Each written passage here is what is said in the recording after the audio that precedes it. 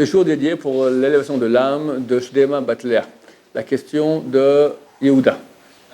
Comment ça se fait que le bon Dieu n'est pas... le bon Dieu que ouais. n'est pas considéré le cadeau de Caïn, alors que bon, c'est un cadeau et que normalement on considère un cadeau. Et on ok, donc Caïn qui, lui, il était agriculteur, travaillait la terre.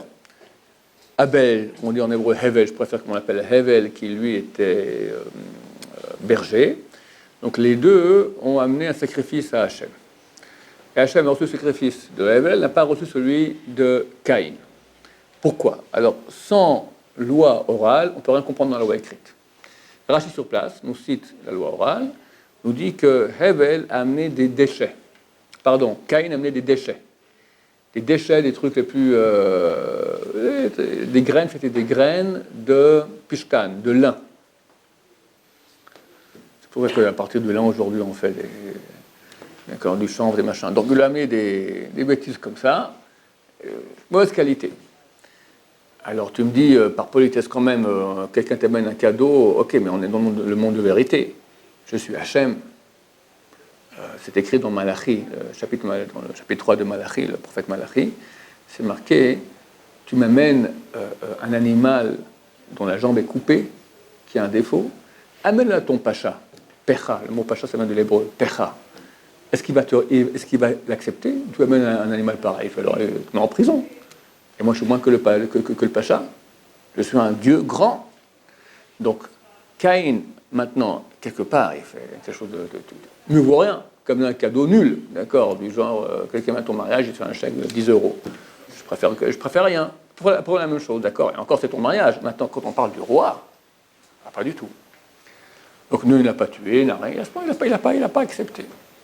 Si déjà, tu rappelais cet épisode-là, qui est quand même, qui a amené la Première Guerre mondiale. En 39-45, il y a eu la Troisième Guerre mondiale.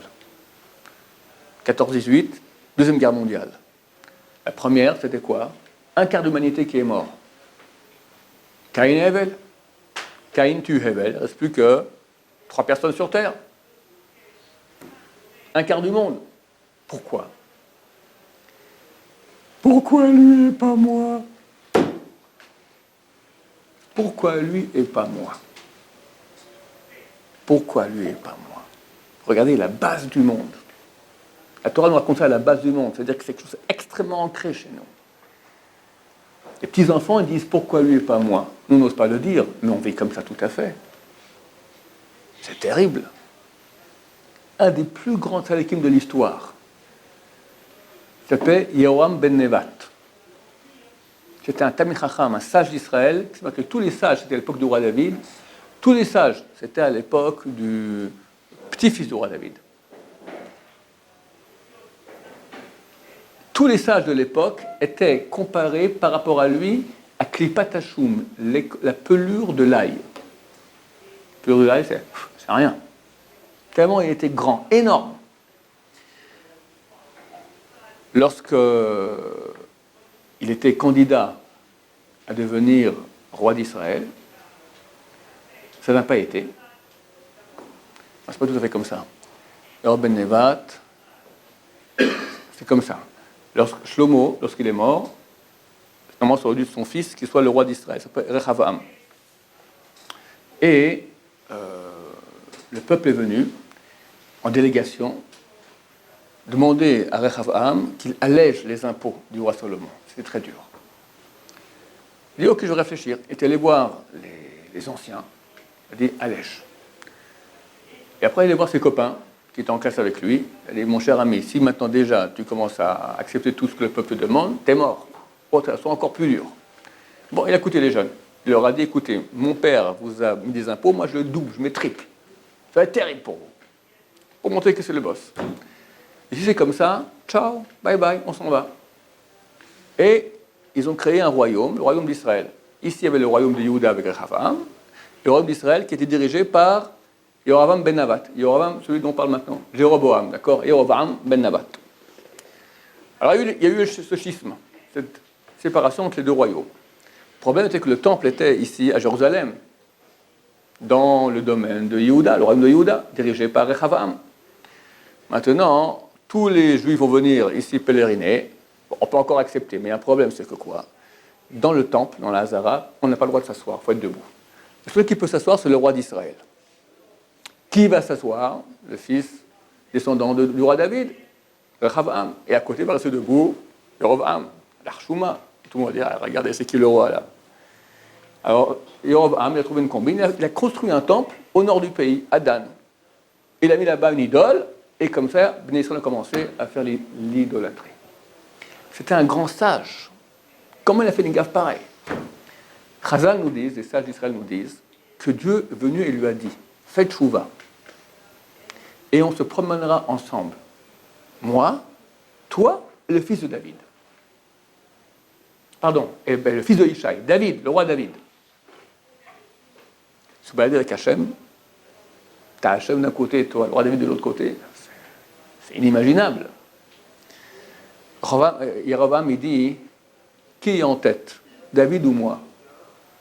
Dieu lui a dit, moi, toi et le fils de Ishaï, David. Donc David en deuxième position, mais vous voulez l'entendre, du genre, ça me fait plaisir vous pouvez bien répéter que j'ai bien entendu. Alors Dieu a répété, moi, fils de David et toi, après David. Si c'est comme ça, je veux pas. Un grand sage d'Israël. Croyez-moi, messieurs, nous sommes tous comme ça. Si on te met quelqu'un maintenant,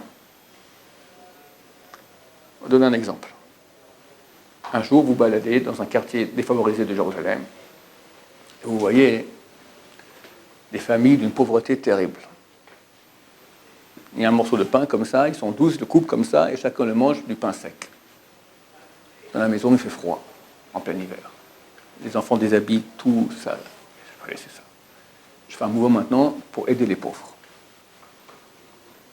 Et tu commences, tu fais de la pub. Tu auras de l'argent pour 10 pauvres. Tu refais devant une campagne, 50 pauvres. Autrement, tu te fais connaître. 100 pauvres. 500 pauvres. Tu trouves un bureau maintenant, la pub sur Internet, machin. Elle est pour les Chagim, 1000 pauvres. Et ça marche. Et tu te démènes.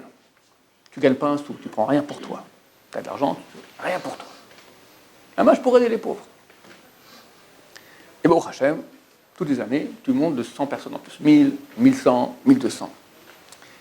Après 3-4 ans, tu as un type qui vient et qui ouvre une boîte d'aide aux pauvres juste en face de la tienne. Lui commence, il fait 500 pauvres. Après, il fait 1000 pauvres. Après, il fait 1500, 2000. Chaque campagne, il fait 500 en plus. Toi, tu fais que 100 en plus. Au bout de quelques temps, il t'a dépassé. Et après, il te dépasse. Tout le monde parle de lui et toi, tu es passé à côté. Tu reçois le même nombre de que tu reçois. Tout le monde, tu as ta même progression. Qu'est-ce qui se passe dans ton cœur? Content ou pas content? Pas content. Pas content du tout. Mais je ne comprends pas.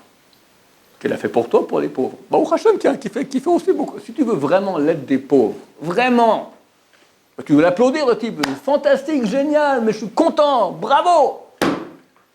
Aïe, aïe, aïe, aïe, aïe, l'ego, le maudit ego.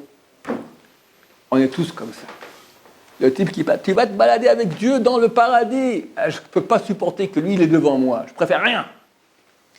J'ai fait un essai comme ça avec ma petite fille. Elle avait 2 ans et demi, 3 ans.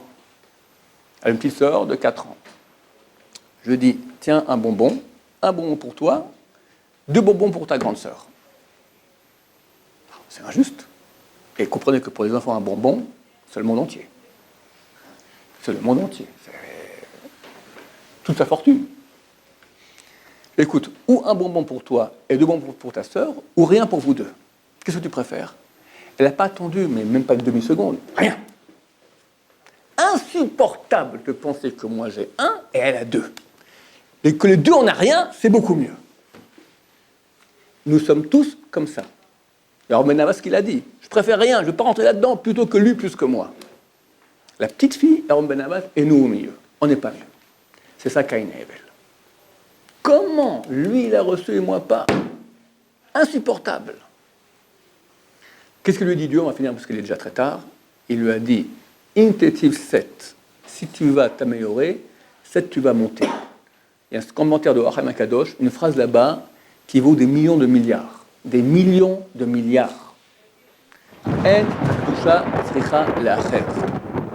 La kedusha, la sainteté, n'a pas besoin des autres. Ta valeur n'a rien à voir par rapport aux autres. Tu veux monter dans la vérité, dans la kedusha, la sainteté, ça monte tout seul. Tu feras ton job, tu feras le bien, tu vas monter. Ça ne dépend pas du tout. On ne doit pas, notre montée à nous n'est pas comparée aux autres.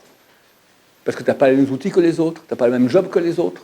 Très souvent, quelqu'un ici, peut venir à la Shiva, n'importe où au travail, il compare où il est, il doit sentir qu'il est quelqu'un par rapport aux autres. Mais ça n'a rien à voir, parce que l'autre, c'est pas toi. C'est comme tu compares un escargot avec une grenouille. Comparable. La grenouille est jalouse parce qu'elle n'a pas de maison portative. L'escargot est jaloux parce que la grenouille, elle sautille comme ça dans la mare aussi. C'est crétin. C'est la même chose exactement. On n'a rien à voir avec les autres, rien. On a une seule mitzvah à faire, une chose à faire, réussir notre job à nous. Et ce qui passe à côté, on n'a absolument rien à faire. C'est un travail énorme d'une vie entière pour aller faire les choses vraiment pour Hachem, sans regard des autres. Une grande mission. Baruch Adonai, Amen.